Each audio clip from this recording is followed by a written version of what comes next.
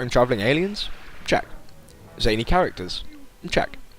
A nonsensical yet easily forgivable plot? Check. These are just 3 of the things in TimeSplitters 3 that made it one of the most iconic and rapturously funny arena shooters since the birth of video games.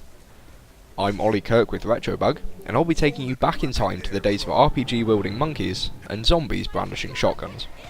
Oh, gross! Kill it! First released in 2000 and developed by Free Radical Design, TimeSplitters didn't really have all that much to go on. It simply comprised of moving through each level, gunning down baddies with an assortment of period-relevant weapons. TimeSplitters 2 really refined this gameplay, being one of the few shooters on console that was actively enjoyable. With TimeSplitters 2 also came an actual plot, albeit a fairly bog-standard one. Evil aliens travelling into the past to royally screw with humanity's timeline.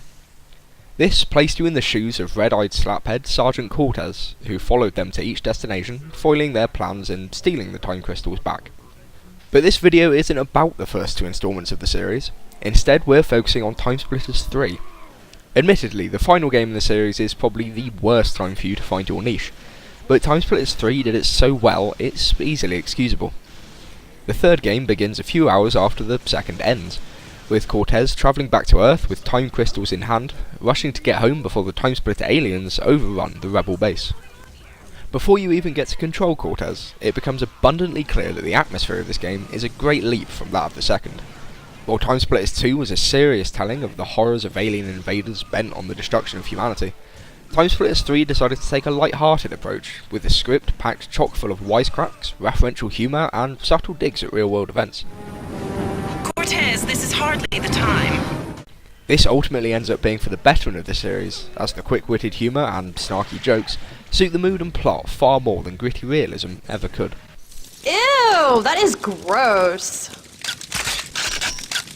Oh, that's just great. Now we're trapped in here with the dead people. Although the plot itself is at the best of times completely nonsensical. Cortez often finds himself interacting with future and past versions of himself, at times forwarding the plot through Deus Ex Machinas, or just straight up ignoring the plot holes altogether. Not that it really matters in the end, as the game is self-aware enough to not take itself too seriously, instead focusing on just cracking wise and ensuring that you, the player, has a whale of a time. And that it definitely succeeds in doing.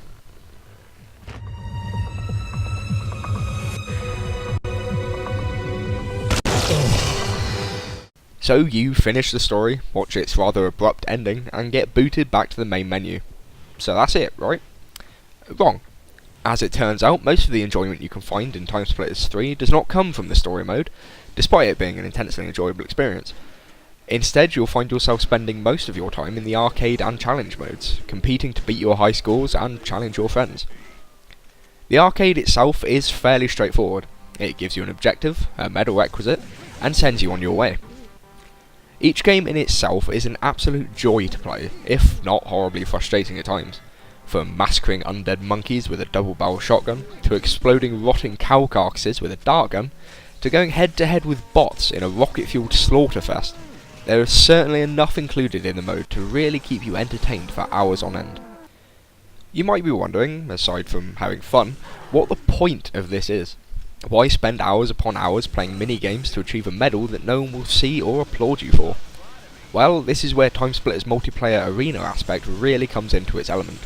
Earn enough points on a story mission or arcade game, and you unlock extra characters and maps that you can challenge your friends on for hours of enjoyment. Being fully customizable ensures that you will never play the same match twice. Want to pit zombies against robots with nothing but flare guns? Go for it. Do you want Chinese chefs with flamethrowers going up against bipedal calamari with plasma rifles? Nothing is stopping you. You can create almost any scenario you want with TimeSplitters' in-depth customization options. Alternatively, you can simply throw your friends in a game, let them pick their characters, which range from the absurd Mr. Giggles, want to see my pocket? to the grotesque to downright excessive, and let them have at it. You can even throw them into a map of your own creation, with a map editor that is very similar to that of Quake's. You can undeniably pour weeks of your life into this game and never get tired. I know I did. The TimeSplitters series has come to a close, with its proposed 4th instalment being cancelled by 2012. This is in fact not the end of TimeSplitters as we know it, however, as a dedicated team of fans and ex-TimeSplitters developers alike have come together to recreate the fast-paced arena action in the form of TimeSplitters Rewind. They have now given a release estimate as well, and it is expected to release sometime in 2017. Did you have your childhood defined by TimeSplitters? Maybe one of its characters stuck with you for years to follow, for better or for worse. I know Mr. Giggles still haunts my dreams. Let us know in the comments below. This was Ollie Kirk with RetroBug. Thanks for watching. It's time to... I gotta go.